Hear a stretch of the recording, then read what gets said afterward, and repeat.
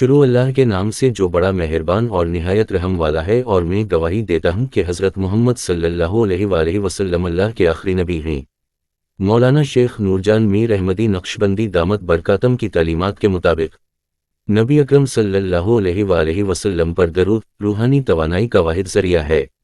روحانی توانائی کی دنیا میں نبی اکرم صلی اللہ علیہ وآلہ وسلم پر درود ایک طاقتور نور اور برکت کا ذریعہ ہے۔ جب ہم نبی اکرم صلی اللہ علیہ وآلہ وسلم پر سلام اور درود بھیجتے ہیں تو ہم اللہ سبحانہ و تعالیٰ سے نبی اکرم صلی اللہ علیہ وآلہ وسلم کے ذریعے ہم تک پہنچنے والی لامحدود روحانی توانائی سے فائدہ اٹھا رہے ہیں۔ نبی اکرم صلی اللہ علیہ وآلہ وسلم پر مسلسل درود پڑھ کر ہم نہ صرف اپنے اوپر برکت نازل کرواتے ہیں بلکہ اس روحانی توانائی سے بھی جڑتے ہیں جو ہماری روحانی حالت کو برقرار رکھتی ہے۔ یہ توانائی خالص اور تبدیلی لانے والی ہوتی ہے، ہماری روحوں کو بلند کرتی ہے اور ہمارے دلوں کو محبت، نور اور رہنمائی سے بھر دیتی ہے۔ درود ہمارے ارادوں، خیالات اور اعمال کو پاک کرنے کا ذریعہ ہے۔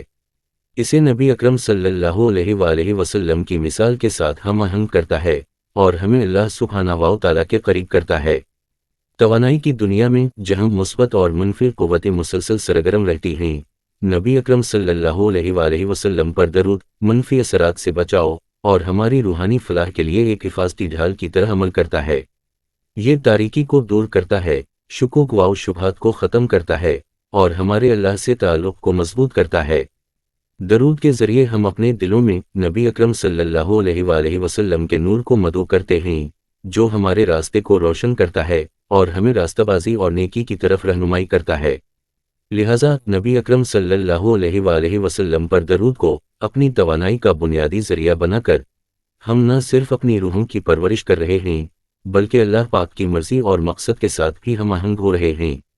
دعا ہے کہ ہم ہمیشہ درود کی برکتوں میں ڈوبے رہیں، اس کی لامحدود طاقت اور چمک سے زندگی کے سفر کو ایمان، محبت اور عقیدت کے ساتھ گزار سکیں۔